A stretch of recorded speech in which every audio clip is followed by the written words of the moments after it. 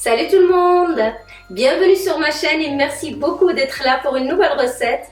Alors aujourd'hui, j'ai le plaisir de partager avec vous ma recette de brioche à la vanille fourrée de chocolat noir. Je vais vous montrer la liste des ingrédients. On passe à la suite en vidéo et je vous retrouve à la fin de cette recette.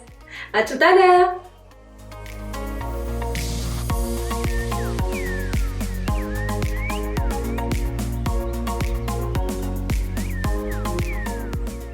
On va commencer la recette par parfumer le lait à la vanille. Pour ceci, on va le verser dans une petite casserole. Ensuite, on prend la gousse de vanille qu'on va venir bien aplatir à l'aide du dos du couteau comme ceci. Ensuite, on va la fendre en deux pour récupérer les graines à l'intérieur.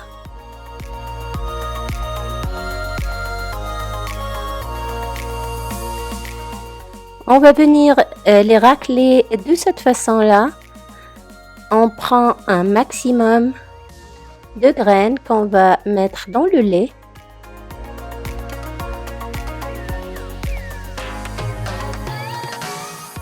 Et pour la gousse de vanille, on peut très bien soit la mettre dans le lait ou la mettre comme ceci dans notre sucre pour le parfumer à la vanille.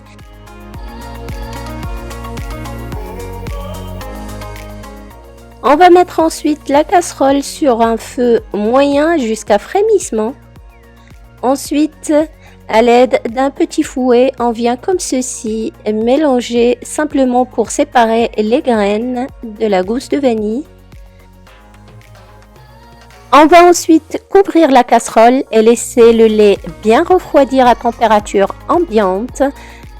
On le verse ensuite dans la cuve du robot comme ceci.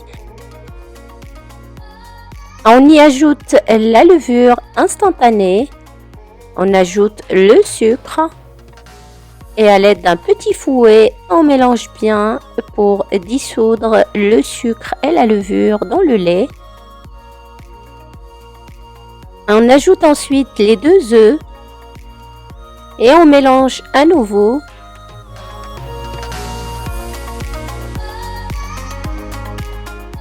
On ajoute ensuite la farine et le sel.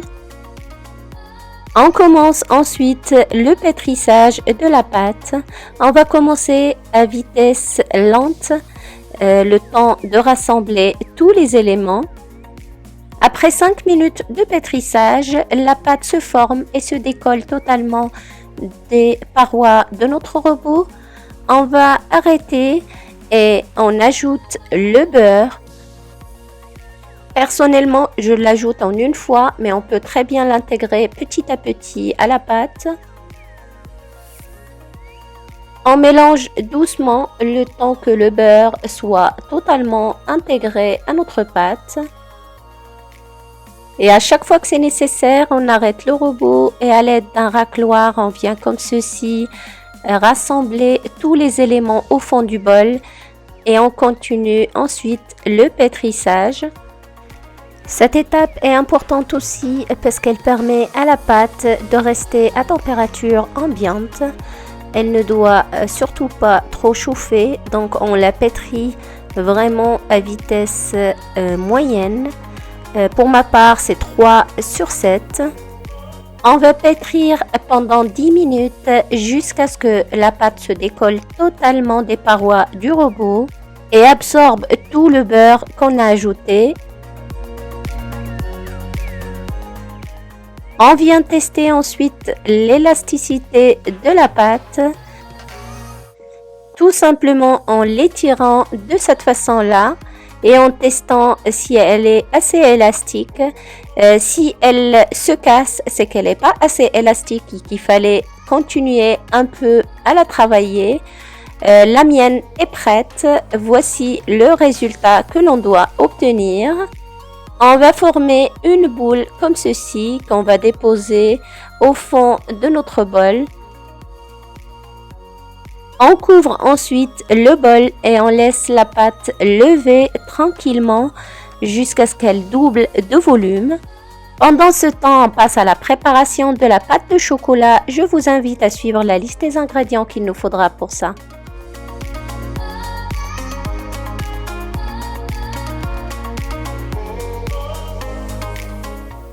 Dans un bol, on va mettre d'abord le sucre glace.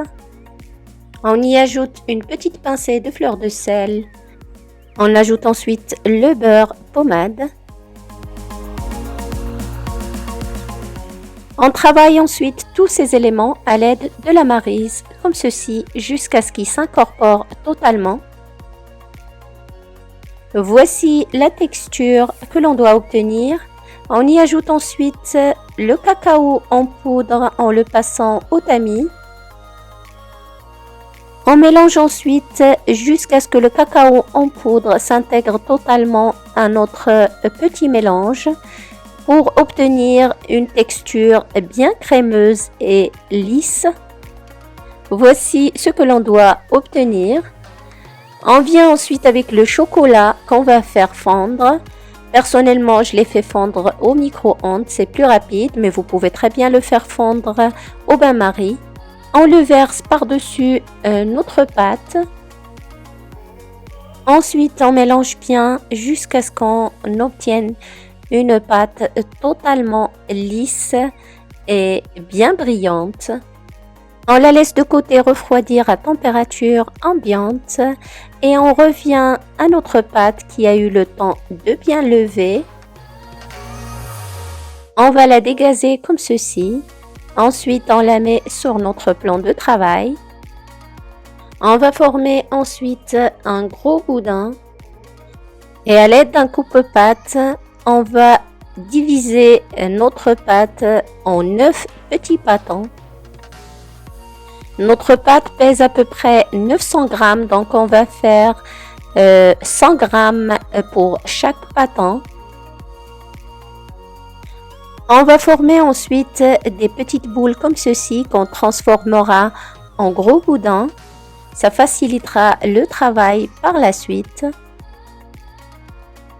Voici ce que l'on doit obtenir. On va les mettre sur un petit plateau comme ceci. On les couvre ensuite d'un film alimentaire pour pas que ça forme une croûte au-dessus. Ensuite, on prend le premier pâton et on vient l'étaler de cette façon-là à l'aide d'un rouleau à pâtisserie. On va lui donner une forme rectangulaire et on l'aplatit jusqu'à ce qu'il fasse à peu près 25 cm de longueur sur 10 de largeur. Et à l'aide d'un coupe-pâte, on vient comme ceci couper le bas de notre pâte qu'on vient d'étaler. On va faire des petites bandes très fines d'à peu près 2 à 3 mm d'épaisseur. Et sur la partie d'en haut, on vient comme ceci étaler notre pâte de chocolat qui a eu le temps de bien refroidir. On ne met pas de chocolat sur une bande d'à peu près 1 cm ici. Et pour plus de gourmandise, on peut ajouter des sticks comme ceci en chocolat.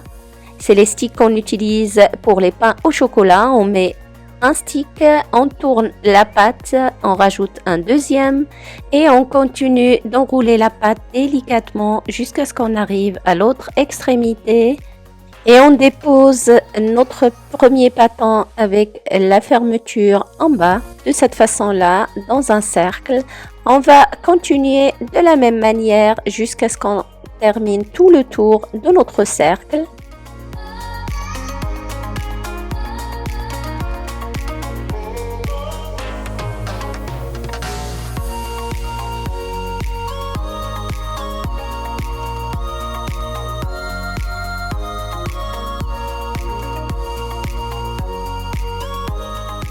En terminant le tour de notre cercle comme ceci, on peut s'arrêter à ce stade-là et avoir ce genre de brioche que j'ai faite ce matin.